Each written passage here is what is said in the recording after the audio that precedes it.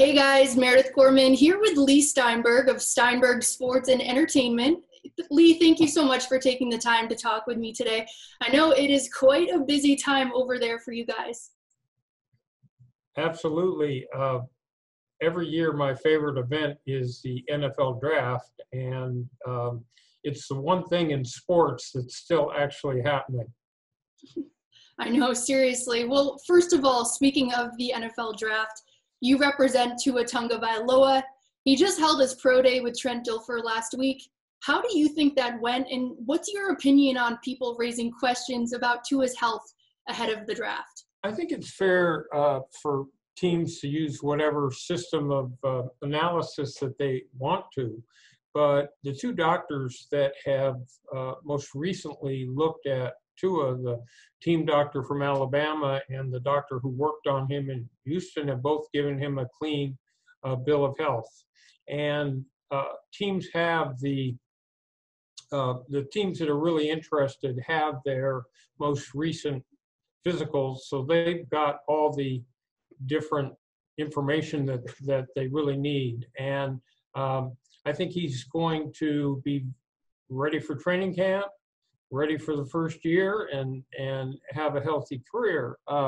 He does have to make an adjustment, as all quarterbacks do. And one of the things he's worked with Trent Dilfer on is how not to take a hit and how to be safer in the game. And at Alabama, Nick Saban has said that Tua tried to take everything on himself and put his body at risk. And when you go to the next level, he's worked very hard on a whole system of dropping back and releasing the ball that will help him not get hit as much.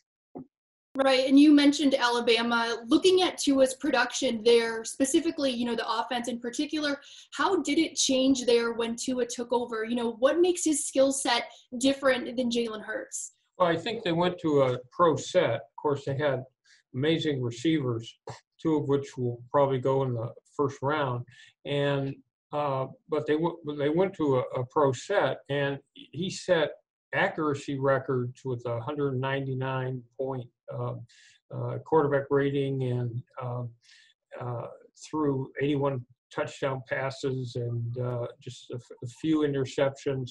So he's got pinpoint accuracy. Some people compare him, he hadn't played yet, but with the Drew Brees in terms of that pinpoint accuracy. His footwork is excellent. He's a heady leader and very smart and can grasp a playbook very quickly. But I think you saw Alabama move into the modern pro set and become a explosive team. And they play a game very similar to what the NFL does. Absolutely. Now, looking at the NFL draft as a whole, things are going to be different this year because of the coronavirus pandemic, everything being held virtually. But what have you gauged from, the projected first round guys that you represent about just their mood, about just, not being able to walk across that stage, being able to shake the commissioner's hand this year?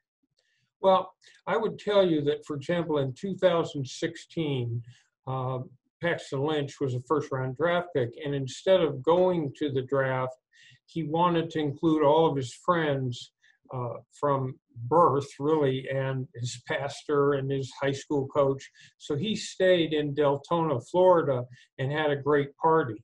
In 2017, Patrick Mahomes stayed home and did the same thing in Tyler, Texas. So a number of players have made the decision not to go anyway, so it'll be no different for them. And the majority of the players, would they have liked to go to Las Vegas? Some of them, but someone like Tua probably would have stayed home and had a larger group anyway.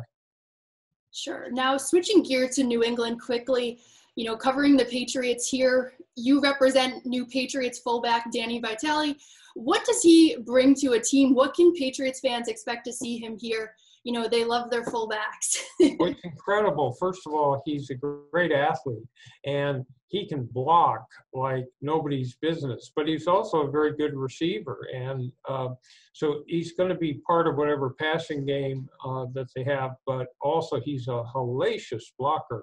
And so they can use him in a whole variety of ways, as a receiver, as a running back, as someone to add to their pass protection and run game, and a delightful personality too. You're going to love him.